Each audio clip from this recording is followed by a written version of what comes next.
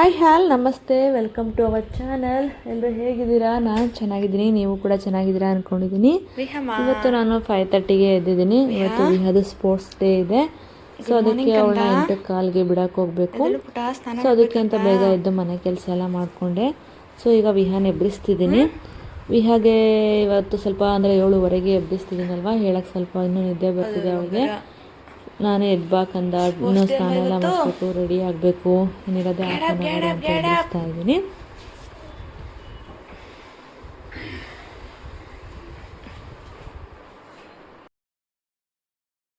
ನಾನು ಇಲ್ಲಿ ವಿಹಾಗೆ ಹಾಲು ಬಿಸಿ ಮಾಡಿಟ್ಟಿದ್ದೀನಿ, ಮತ್ತು ನಮಗೆ ಕೂಡ ಟೀ ಮಾಡ್ಕೋತಾ ಇದ್ದೀನಿ.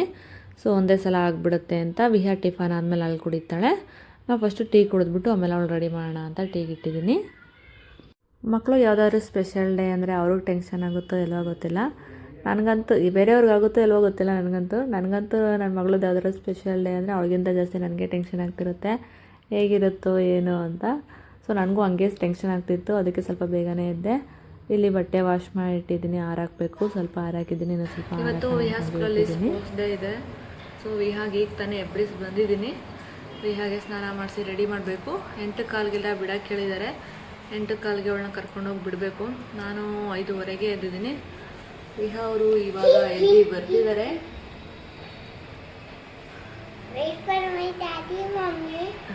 ಓಕೆ ಮೈ ಡಿಯರ್, ದೇವ್ರು ನಮಸ್ತೆ ಮಾಡಕ್ಕಂತ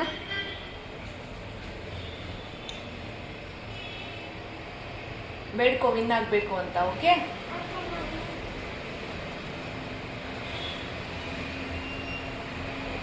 ವೆರಿ ಗುಡ್. ಸೊ ನಾನು 5:15ಗೆ ಎದ್ದಿದ್ದೆ. ಮನೆಯೆಲ್ಲ ಕ್ಲೀನ್ ಮಾಡಿ, ಪಾತ್ರೆ ಎಲ್ಲ ವಾಶ್ ಮಾಡಿ, ಟೀ ಮಾಡ್ಕೊಂಡಿದ್ದೀನಿ. ಈ ಟೀ ಕುಡಿದ್ಬಿಟ್ಟು ಬೇಗ ಬೇಗ ವಿಹಾಗೆ ರೆಡಿ ಮಾಡಬೇಕು. ಆಲ್ರೆಡಿ ಟೈಮ್ ಬಂದು 8:15 ಆಗ್ತಿದೆ.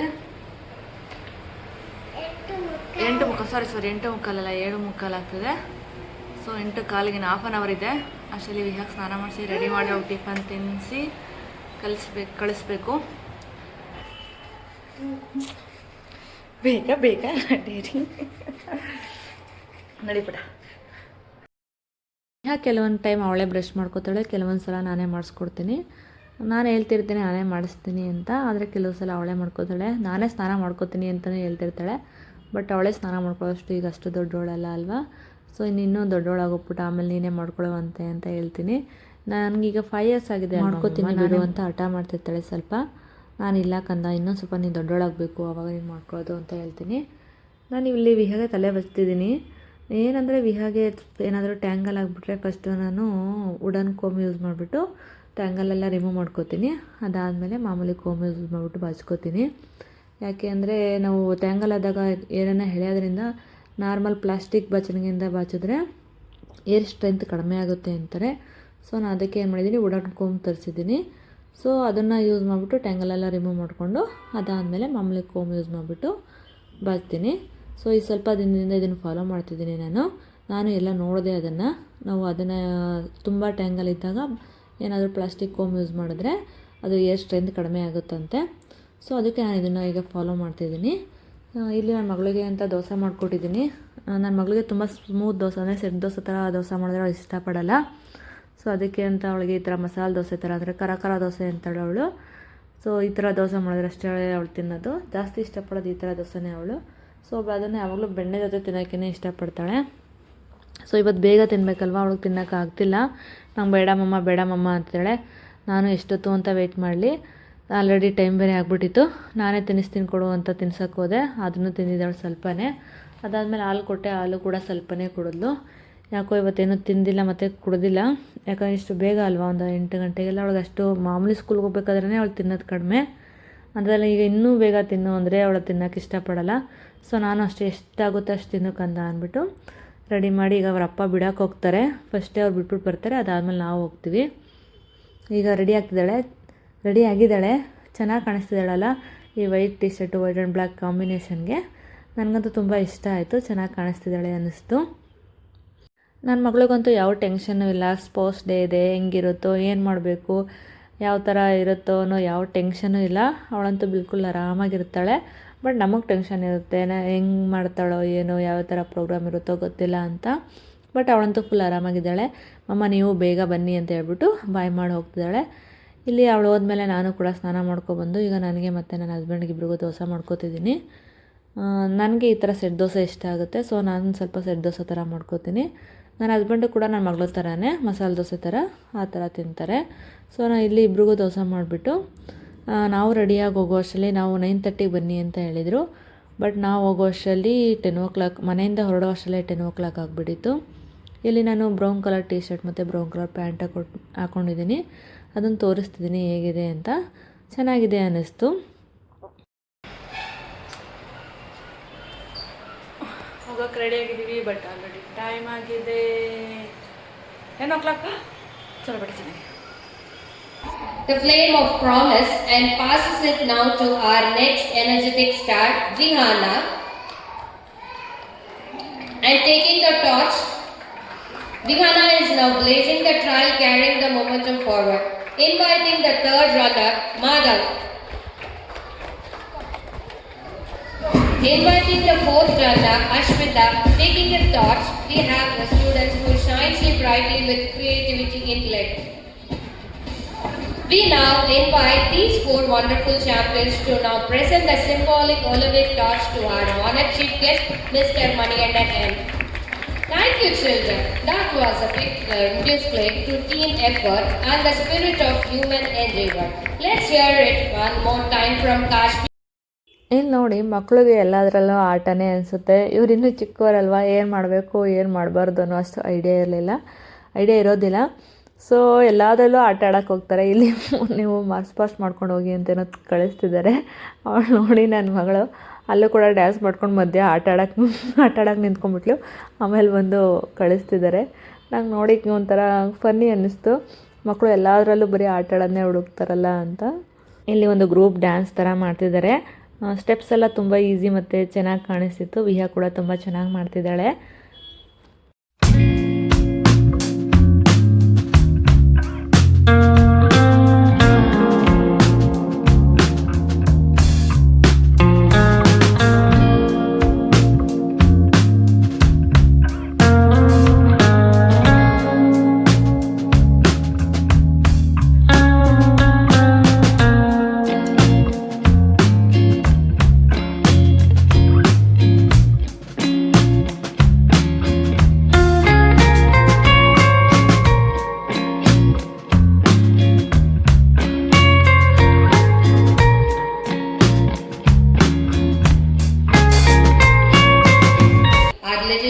Take a deep breath, close their eyes and fill the room with the smoothing sound of Om, bringing peace of their mind and heart. The word Bhujanga means cobra and the asana means yoga pose.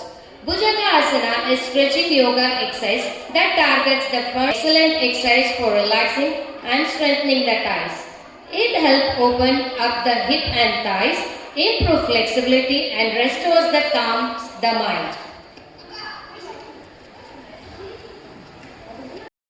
ಸ್ಕೂಲಿಂದ ತುಂಬ ಚೆನ್ನಾಗಿ arrangement ಕೂಡ ಮಾಡ್ಕೊಂಡಿದ್ರು. ಇದು first ಫ್ಲೋರಲ್ಲಿ ಮಾಡ್ತಾ ಇರೋದು. ಯಾವುದೋ ಒಂದು ಸ್ಪೋರ್ಟ್ಸ್ದು ಇದು ಇರುತ್ತಲ್ಲ ಆ ಥರದ್ರಲ್ಲಿ. ಸೊ ಇಲ್ಲೆಲ್ಲ ಚೆನ್ನೈಯಲ್ಲಿ ಈಗ ಮಳೆ ಬರ್ತಿದೆ ಅಲ್ವಾ. ಸೊ ಫಸ್ಟು ಲೊಕೇಶನ್ ಬೇರೆ ಇತ್ತು, ಮಳೆ ಬರ್ತಿರೋದ್ರಿಂದ ಆ ಲೊಕೇಶನ್ ಕ್ಯಾನ್ಸಲ್ ಮಾಡಿ ಇಲ್ಲಿ ಅರೇಂಜ್ ಮಾಡ್ಕೊಂಡಿದ್ದಾರೆ. ಇಲ್ಲಿ ವಿಹಾದು ಫಸ್ಟ್ ರೇಸ್ ಇತ್ತು. ಇದನ್ನು ನಾವು ಹೇಳಿದ್ವಿ, ಅವಳು ಬಂದು ಸ್ಕೂಲಿಂದ ಬಂದು ಮನೇಲಿ ಹೇಳಿದ್ಲು, ಮಮ್ಮ ಹಿಂಗೆ ಮಿಕ್ಸ್ ಮಾಡಬೇಕಾಗತ್ತೆ ಅಂತ. ಅವ್ರ ಪಪ್ಪ ಹೇಳಿದ್ರು ಬೇಗ ಮಿಕ್ಸ್ ಮಾಡು ಅಂತ. ಬಟ್ ಅಲ್ಲೂ ಕೂಡ ಅವಳು ನಿಧಾನ ಮಾಡ್ತಿದ್ದಾಳೆ. ಅದಾದಮೇಲೆ ಅದು ಕ್ಯಾಪ್ ಬಿದ್ದೋಗ್ಬಿಡುತ್ತಲ್ಲ, ಅಲ್ಲಿ ಸ್ವಲ್ಪ ಡಿಲೇ ಆಗುತ್ತೆ. ಸೊ ಇದು ಬರ್ತಾ ಅವಳ ಫ್ರೆಂಡಿಗೆ ಬೇರೆ ಹೊಡೆದ್ಬಿಟ್ಲು. ಅವಳ ಫ್ರೆಂಡ್ ಬಿದ್ದುಬಿಟ್ಲು. ಸೊ ಅವಳ ಫ್ರೆಂಡಿಗೆ ಸ್ವಲ್ಪ ಹರ್ಟ್ ಆಯಿತು ಅನಿಸುತ್ತೆ. ಅದಾದಮೇಲೆ ಅಲ್ಲಿ ಫಸ್ಟ್ ಒಬ್ಬೊಬ್ಬರು ಮಕ್ಕಳಿಗೆ 2 ರೇಸ್ ಆ ಥರ ಇತ್ತು. ಇದು ಫಸ್ಟ್ ರೇಸ್ ಆಗಿರುತ್ತೆ. ಅದಾದಮೇಲೆ ನೆಕ್ಸ್ಟ್ ಇನ್ನೊಂದು ರೇಸ್ ಇದೆ.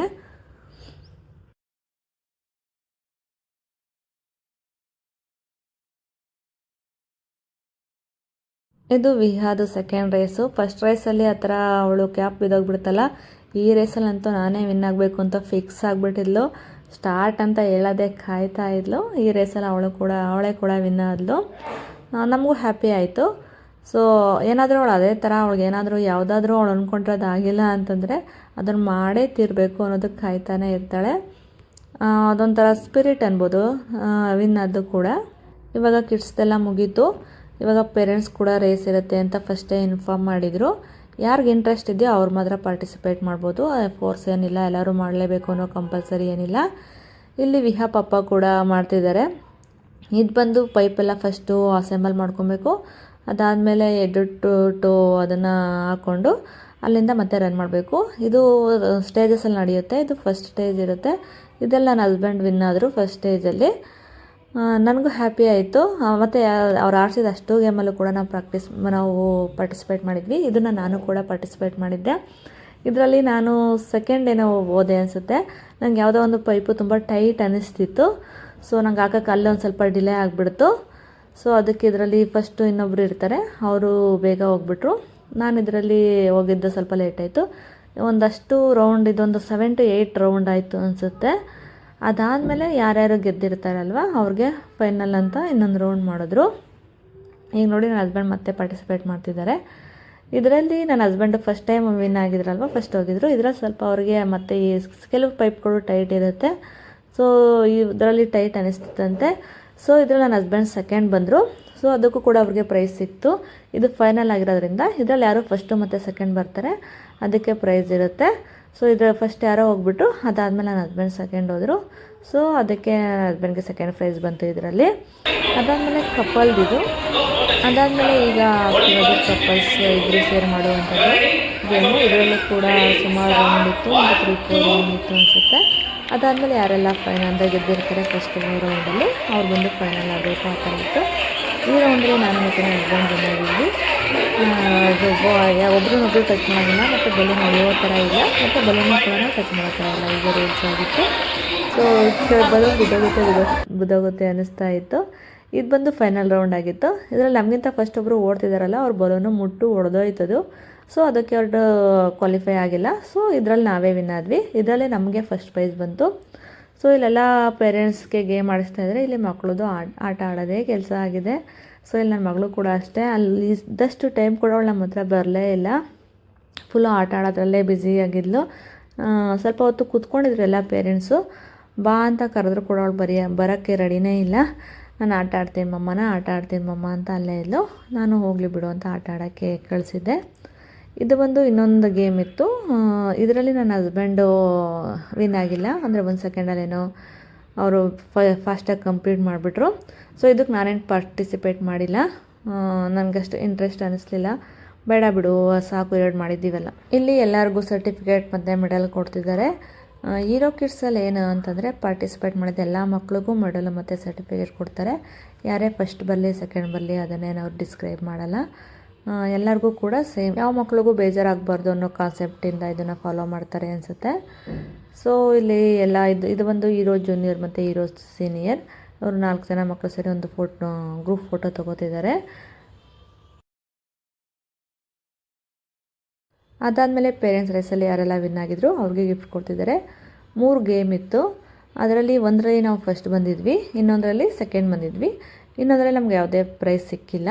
ಆ್ಯಕ್ಚುಲಿ ನಾವು ವಿನ್ ಆಗಿದ್ದೀವಾ ಇಲ್ವಾ ಅನ್ನೋದು ನನಗೂ ಅಷ್ಟು ಗೊತ್ತಿರಲಿಲ್ಲ.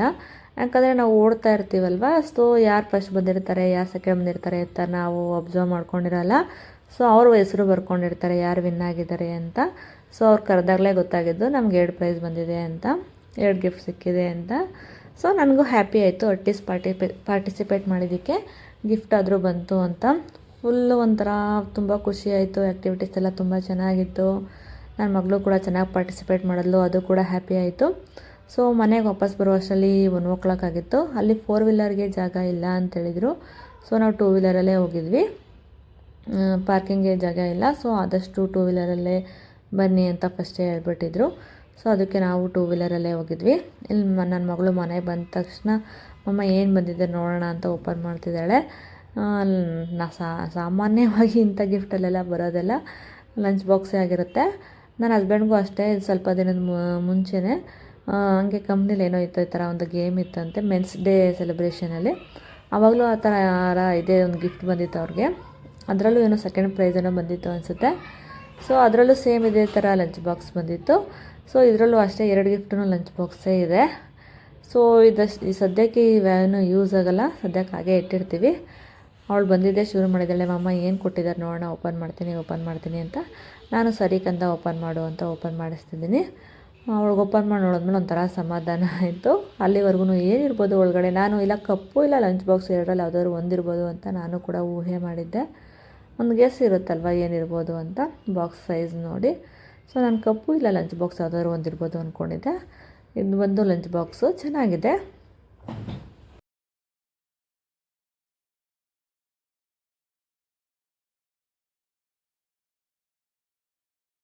Hi, welcome back. ಇವಾಗ ತಾನೇ ವಿಹಾದ ಸ್ಪೋರ್ಟ್ಸ್ ಡೇ ಮುಗೀತು. ವಿಹಾ ಜೊತೆ ನಮಗೂ ಕೂಡ ಗಿಫ್ಟ್ ಸಿಕ್ಕಿದೆ, ಲಂಚ್ ಬಾಕ್ಸ್. ಸೊ ಇದೊಂದು 2 ಸೇಮ್ ಬಟ್ ಕಲರ್ ಮಾತ್ರ ಚೇಂಜ್ ಇದೆ ಅಷ್ಟೇ. ಒಂದು ಈ ಕಲರ್ ಇದೆ, ಇನ್ನೊಂದು ಈ ಕಲರ್ ಇದೆ. ಸೊ ವಿಹಾ ಕೂಡ ವಿನ್, ಪಾಪ ಮಮ್ಮ ಕೂಡ ವಿನ್. ಅಲ್ಲ ಕಂದ, ಟಯರ್ಡಾ? ವಿಹಾ ಆಗಿದ್ದಾಳೆ ಟಯರ್ಡ್. ಈಗ ವಿಹಾಗೆ ದೋಸೆ ಮಾಡ್ಕೊಡ್ತೀನಿ ಅಲ್ಲ ಪುಟ, ಅಲ್ವಾ? ದೋಸೆ ತಿಂತೀಯಾ? ದೋಸೆ ತಿಂತೀರಾ? Okay my dear. ನಾವು ವಾಪಸ್ ಬರೋ ಅಷ್ಟೇ ನನ್ನ ಮಗಳು ಯಾಕೋ ತುಂಬ ಟಯರ್ಡ್ ಆಗಿಬಿಟ್ಟಿದ್ಲು ಅಂತ ಅನ್ನಿಸ್ತು. ಸೊ ಅವಳಿಗೂ ದೋಸೆ ಮಾಡಿಕೊಟ್ಟು ನಾವು ದೋಸೆ ಮಾಡಿ ತಿಂದ್ಬಿಟ್ಟು ನನಗೂ ತುಂಬ ಹೆಡೇಕ್ ಅನಿಸಿತ್ತು, ತುಂಬ ಜಾಸ್ತಿನೇ ಹೆಡೇಕ್ ಅನಿಸಿತ್ತು. ಸೊ ಒಂದು ಸ್ವಲ್ಪ ಹೊತ್ತು ಮಲ್ಕೊಳ್ಳೋಣ ಅಂತ ಮಲ್ಕೊಂಡ್ಬಿಟ್ಟಿದ್ದೆ. ಇವಾಗ ಸಾಯಂಕಾಲ ಎದ್ದಿದ್ದೀನಿ. ಎದ್ದಿದ್ದೆ ಮನೆಯೆಲ್ಲ ಫುಲ್ಲು ಮೆಸ್ಸಿ ಆಗಿತ್ತು. ಯಾಕಂದರೆ ನನ್ನ ಹಸ್ಬೆಂಡ್ಗೆ ಟೀ ಮಾಡಿ ಅಂತ ಬಂದಾಗ ಒಂದು ಸಲ ಹೇಳಿದ್ದೆ, ಮತ್ತು ಯಾಕೋ ತಲೆನೋವ್ತಿದೆ ಅಂತ ಮತ್ತೆ ಟೀ ಮಾಡೋಕ್ಕೆ ಹೇಳಿದ್ದೆ. ಅಡುಗೆ ಮನೆ ನೋಡಿ ಹೇಗಾಗಿದೆ ಅಂತ. ಏನಾದರೂ ಗಂಡಸರಿಗೆ ಒಂದು ಕೆಲಸ ಮಾಡಿ ಅಂತ ಹೇಳಿದ್ರೆ ಅಡುಗೆ ಮನೆ ಫುಲ್ಲು ಮೆಸ್ಸಿ ಮಾಡಿಬಿಟ್ಟಿರ್ತಾರೆ. ಅಟ್ಲೀಸ್ಟ್ ಸಿಂಕ್ ಒಳಗಡೆ ಕೂಡ ಹಾಕಲ್ಲ, ಎಲ್ಲ ಹೊರಗಡೆ ಹಾಗೇ ಇರುತ್ತೆ. ಯಾಕಂದರೆ ಮಲ್ಕೊಂಡು ಅನಿಸ್ತಿತ್ತು. ಯಾಕಂದರೆ ಮತ್ತೆ ಇದನ್ನೆಲ್ಲ ಕ್ಲೀನ್ ಮಾಡಬೇಕು ಅಂದರೆ ಮತ್ತೆ ಒಂದು ಅಷ್ಟೊತ್ತಾಯಿತು. ನಾನು ಬಟ್ಟೆ ಎಲ್ಲ ಮುಚ್ಚಿಟ್ಟು ಮತ್ತು ಹಾಲೆಲ್ಲ ಮುಚ್ಚಿಟ್ಟು ಅದನ್ನೆಲ್ಲ ಕ್ಲೀನ್ ಮಾಡಿ ಅಡುಗೆನೆಲ್ಲ ಕ್ಲೀನ್ ಮಾಡ್ಕೊತೀನಿ. ಮತ್ತು ಸಾಯಂಕಾಲ ಅಡುಗೆ ಇದೆ, ರಾತ್ರಿ ಅಡುಗೆಗೂ ಏನಾದರೂ ಮಾಡಬೇಕು. ಸೊ ರೋಟಿ ಮಾಡಿ ಅದೆಲ್ಲ ಮಾಡೋಷ್ಟು ಎನರ್ಜಿ ಇದೆಲ್ಲ. ಸೊ ಸಿಂಪಲಾಗಿ ಏನಾದರೂ ಮಾಡೋಣ ಅಂದ್ಬಿಟ್ಟು ಖಾರ ಪೊಂಗಲ್ ಮಾಡ್ಕೊಂಡಿದ್ದೀನಿ. ಸೊ ಇವತ್ತಿನ ವ್ಲಾಗ್ ಇಷ್ಟೇ ಆಗಿತ್ತು. ಇವತ್ತು ದಿನ ತುಂಬ ಚೆನ್ನಾಗಿತ್ತು. ಸ್ವಲ್ಪ ಎಡೆಗೆ ಬಂತು ಮಿಡಲಲ್ಲಿ ಬಿಟ್ಟರೆ. ವಿಹಾ ಸ್ಪೋರ್ಟ್ಸ್ ಡೇ ಅಂತೂ ತುಂಬ ಚೆನ್ನಾಗಾಯಿತು. So thank you for watching. Please subscribe ಮಾಡಿ. Thank you. Bye bye.